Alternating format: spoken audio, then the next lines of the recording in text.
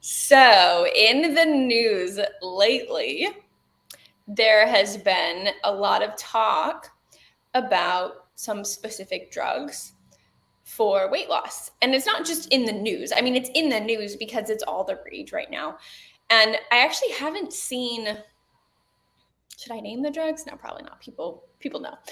So I haven't really seen a drug like this become all the rage in a while. Like it's kind of a weird, Mm-hmm. yeah, like it's just kind of a weird thing. And especially in, capture a moment. yeah. Things just catch on somewhere and then they're everywhere. So it's just one of those things. And it could be a food, it could be a breed of dog, it could be like anything. And here it is, and we're like, oh, that's hot right now. And in the US, you can direct to consumer market pharmaceuticals. So, you have a lot of commercials and things like that for these drugs. But so I've gotten some phone calls recently from folks being like, hey, is this something that you recommend or prescribe? And I'm like, pharmaceuticals are not my thing. But also, let's actually have a conversation about this. The reason why it's so popular is because there's a big need, right? People are feeling like they need support with weight loss. They're feeling like they're stuck. Presumably, they feel like they've tried the things. Usually the things for weight loss are diet, right? Yeah. And by diet, I don't mean an eating pattern. I mean restriction, like diet in the context that we usually think of that word. Like, oh, I'm cutting out all these foods. Why isn't it working? And this happens pretty frequently where someone will come to me and say, I want to work with you on weight loss. And I say, well, let's parse this out. Let's dive into this more. What else is going on? I send folks a symptom questionnaire before we have our first call to really get a better understanding of what they're experiencing. And what's really interesting is folks will often say, weight loss is my biggest concern. But I look at their symptom questionnaire and they have a lot of GI symptoms, they have brain fog, they have aches and pains, they have anxiety. The symptom questionnaire is like numbers on all of them, right? And it's like, hold on a second.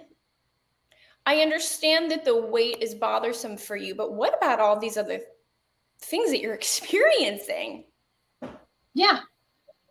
And the entire health cascade is off, right? Exactly. But do people realize that those are connected? No. And that's the thing, right? Is we see weight or weight gain. So let me take a step back and say, I am not of the opinion that everyone needs to be a certain build and shape and size, right? We know there's plenty of research, even from a health perspective, right? That you can be at a higher weight and still be healthy. And you can be at a lower weight and be unhealthy, right? So weight in and of itself does not tell us healthy, unhealthy, right? Yeah, and I remember you talking as well about before, your muscle mass is heavier than fat mass. So you can have a heavier weight on the scale in terms of the actual hard number of weight, but in fact, you're healthy as that someone's got a lower weight number because they don't have that muscle mass. So these then going to be correct, giving you the positive metabolic, et cetera, et cetera. I'm going to give it back to you because you know it more than I do, but it's just such a stupid number thing. It is. And we have to look at it from a broader context. So for example, I was recently speaking with someone and they said, my weight is creeping up. It's creeping up. I'm doing the things that used to work. And I'm not this is clearly not my normal. My normal is X weight. I've gained 30 pounds and I'm feeling off. That doesn't feel right. Something's not right. And so then we look to the symptom questionnaire and I'm like, well, what about all these other symptoms? And she's like, oh, well, yeah, I guess those have been increasing too. It's like, okay, so now we're putting the picture together because weight is one thing that's changing along with all these other things, right? Along with increasing fatigue, a lot of stress, trouble sleeping, GI symptoms, aches and pains. So let's look at this as a whole. Instead of trying to force your body to lose weight by dieting, restricting, exercising a lot, taking these pharmaceuticals, what if we actually looked at the trend in what's going on under the surface? Why are all of these things changing right now? Why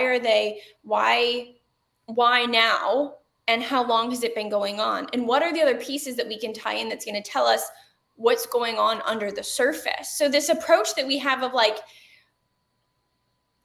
I mean, it always goes back to, oh, well, just take the pill for the thing.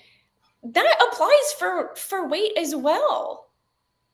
Yeah, I mean, isn't half the, and this is just a magic number that I invented, but isn't like half the weight loss program, like world commercial entity that it is, the quick fix? Take the thing, get the result, right? Rather than the, how do we build this from the ground up to solve it holistically? And I mean, in terms of, oh my gosh, there's so much wrapped up in holistically, right? There's even got the emotional side of things in there and the behaviors and stuff, but you know, where it's going to affect not just the number on the scale, but your metabolic health, your rate of burn, your cellular optimization, like the whole thing. So yeah, I would say that it's probably more than half, because the other thing that we miss, so even when we come at it from a nutrition perspective, or even when we come at it from an exercise perspective, those are both important aspects to health and wellness as a whole.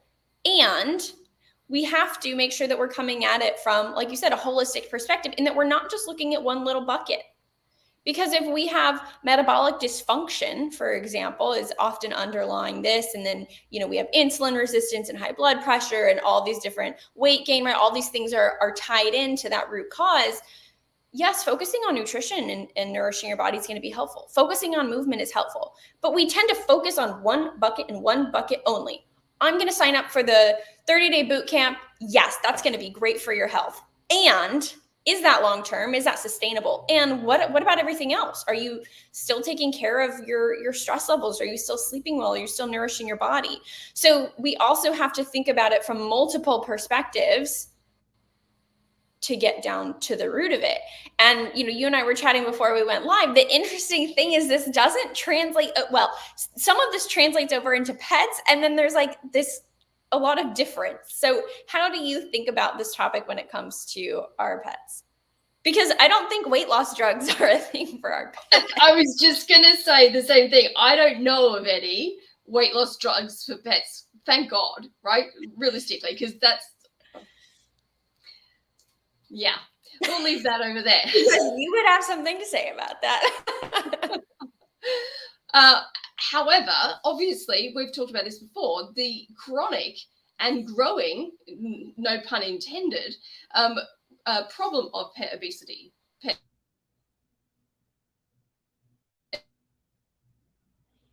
Overweight, like, just become, am I back? Yep, you're back now. Say that again. Yeah, where we literally don't have the ability, don't have the eyes to see what an appropriate sized pet is versus an inappropriately sized pet, because fat pets have just become normal. Now, 60-70% of them, like I think it's now 74. Like if I remember correctly, the latest figures, 74% of pets are overweight or obese. Like, where is the 25% running around that is, you know, in the normal range for people to get accustomed to what that looks like? So it's again, no pun intended, it's a massive problem.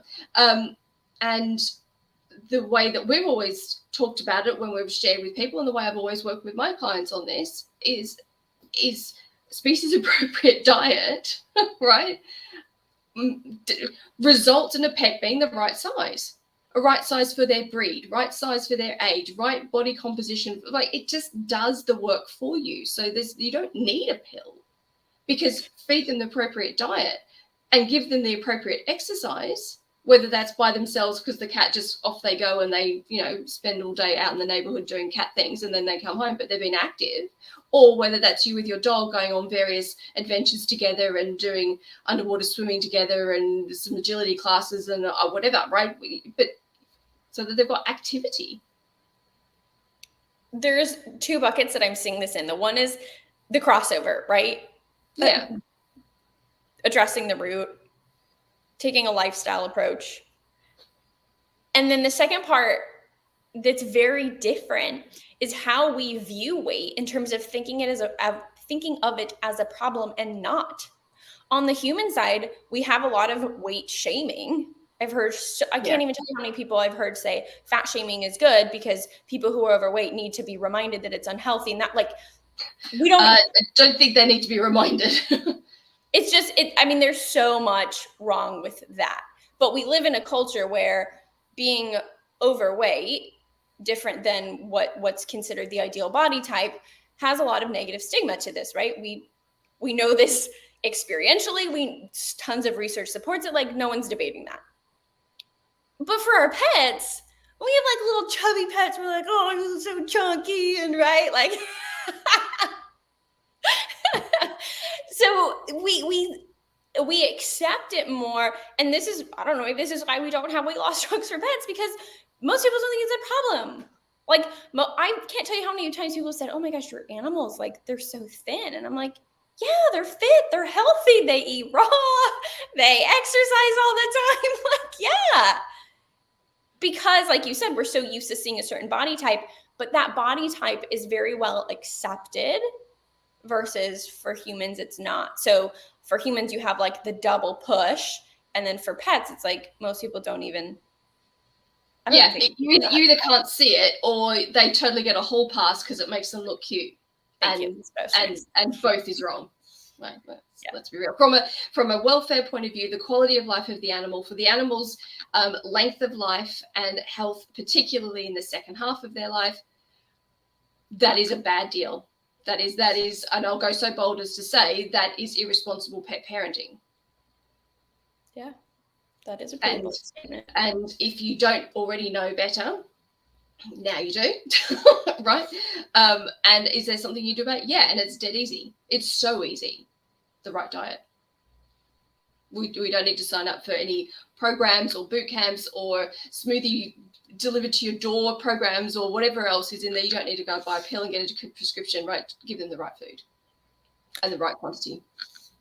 Do you ever see an instance, because I definitely see this on the human side, do you ever see an instance where the nutrition is dialed in, but because there's already metabolic dysfunction, toxin buildup, whatever else is contributing to the stubborn weight, nutrition alone isn't a problem? Or is that more unique to humans than to pets?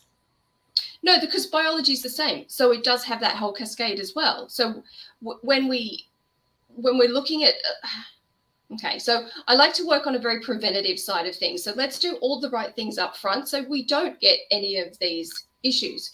If issues have already started to manifest in the form of symptoms or quality of life diminishment, right, then we look at what's going to be the heaviest hitter in that moment in time to start the process going, to kickstart things off and to, get everything in motion, because often the body's just not in motion, like stagnation. There's not enough water to create flow. There's not enough fiber to create flow. There's not enough exercise to create flow. There's not enough blood pumping around, so all these things, we want to stop the stagnation and start to create movement and flow. And so putting the right nutrients in is usually the biggest hitter to get going. But can we do a bunch of other things? Yes, of course. And so that's each one of those 7 pillars will play a role in that. So if you're not allowing your pets, or they're not sleeping properly, right, then you can optimize their sleep and how much quality sleep they're getting, which is going to help with that detoxing and cleaning out process. You can increase the binders and other kind of detoxification things that you're doing. You can optimize with various supplements and nutritional sort of toppers and bonuses and things like that will do things. Brushing your dog, going to the seaside with your dog. Like there's just literally dozens of other things that you can do that will all play a part and will all address the rest of the cluster of symptoms that goes around excess weight on a pet, right? Because you've got joint issues now because excess weight, you've got more strain being put on the vital organs. So we want to be nurturing those individual body parts for what they've already gone through, as well as remove the problem as to why, it is those things are being accelerated in their aging. Mm-hmm. Mm-hmm. Yeah, so it's still taking that whole approach and looking at all the different lifestyle pillars in order to optimize at a cellular level. Yeah. Because everything's connected and everything works together. Each one of those 7 pillars is glorious in its own right, but you get a multiplication factor when it's not just addition. right? You don't just 1 and 1 makes 2, right? Yeah, but when you've got all of them working together, you have a multiplication effect.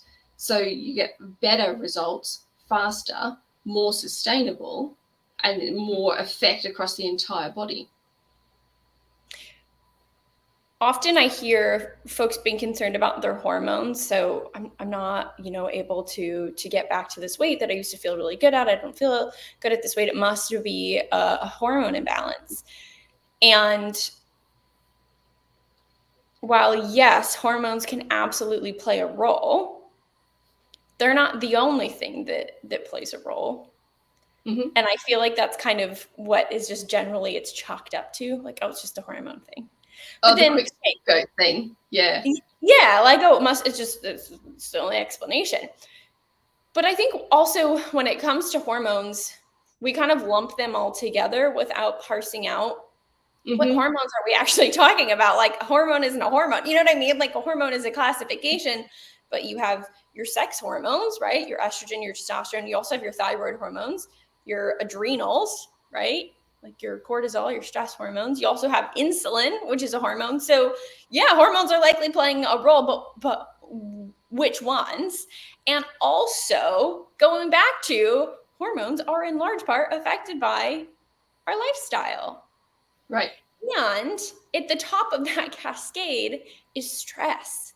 Most people are so surprised to hear that stress impacts those sex hormones and insulin, right? When we talk about insulin resistance, type 2 diabetes, and those sorts of things, because stress, it's a cascade. So when it comes to our hormones, we have stress that feeds into our adrenals. So our cortisol, our epinephrine, our, how stressed we are, whether we're in parasympathetic or sympathetic. And then if that's at the top, then we have thyroid. So if those are out of balance, that's going to affect your thyroid. And if that's out of balance, that's going to affect your sex hormones. And so people want to go straight to, oh, well, I need to balance my testosterone and my estrogen for this to be optimized. Okay, but let's go upstream and let's actually work on your stress. And that's not sexy. People are like, what? Right, exactly. Right? Like, how about we meditate? How about we incorporate enjoyable hobbies? How about you don't work weekends and nights? Like, let's, and not all, and like, don't get me wrong. I do not come at it from the perspective of like, oh, if you're stressed, like it's your own fault. Like you just need to set better boundaries. Like that's not the life that we live in, right? A lot of people are caretakers and have stressful jobs and have kids or fur babies, right? So the reality is that we do live in this really stressful world, and there are a lot of tools and strategies that we can use to help mitigate that and the negative effects of chronic stress on our body. Absolutely. And this is one of the reasons why I'm such a big fan of training and enrichment and socialization for pets. And you'll hear me talk about that forever and ever, because that's one of the key factors in their stress levels. And as you say, stress sits at the top of the pyramid, throwing all of its trash all the way down to affect everything else. So if you can address the stress, and stress is how well are you coping with the environment that you're in, right? And that's your internal environment as well as your external environment, both of which you have some level of control over. And when you address that problem and turn it back to a case of your body is in its stress state, right? It's in its sympathetic overdrive state. 5% of the time, 10 maybe, like I wouldn't put a number on it exactly, but like really that should be a very rare occurrence. And then we should be back over here in parasympathetic and in sort of full homeostasis functioning of the body, because when you're in the stress place, you can't homeostasis properly. It's deliberately shutting that down in order to keep you alive, right? So you're metabolically being thrown completely out of the bus, right? And if you stay there, you can't get all of those health benefits. You can't get your hormones optimized. You can't digest your food properly and get those nutrients in. You're not going to sleep well. You're not, like, the whole thing. So training, enrichment, and socialization on the animal side, and things like community, belonging, friendships, on our side, is just, I mean, these factors actually have a greater effect, according to the scientific literature, than the physiological ones. There's this mental, how well do you cope with, well, not how well do you cope with it, how enriched are you, or how enriched are your pets, depending on who you're looking at, in those measures of friendships and belonging and social connection and feeling safe and feeling like you have something to contribute and some self-worth and all of that stuff. Those things, happy relationships is the foundation. So when you're looking at an overweight pet, right, and you want to do something about it, that's probably, now that I'm talking about it, it might even be more important than the food. But I mean, they're both massively important things to consider because they will solve the problem holistically and improve quality of life as well as the health. I think that's a good place to wrap it for today. So if you've been hearing about weight loss drugs in the media, that's our take on it. Might be a little bit different than what you've heard, but at its core, we need to make sure we're addressing what's going on under the surface, just like we would with any sort of symptom, looking at what else is going on in the body and restoring balance instead of coming at it from a really restrictive, almost frustrated or angry perspective, supporting ourselves from all areas and not just focusing on the one, because they all go together. And while fat pets are cute, sorry, Penny, they are, so are thin pets. I don't think all pets are cute. So they're going to be cute when they're not fat as well. Let's be real. Exactly. So that's it for today. If you love these coffee chats, thank you guys for the comments on Facebook. Glad to hear you are loving them. Subscribe to us on YouTube. We officially hit 500 subscribers. Yay. Let's keep it going, keep building this community. We love it when you guys join us live and share your comments, how all of this resonates with you. So we will be back next week on Tuesday at 9:30 a.m. Eastern time. See you there. Bye.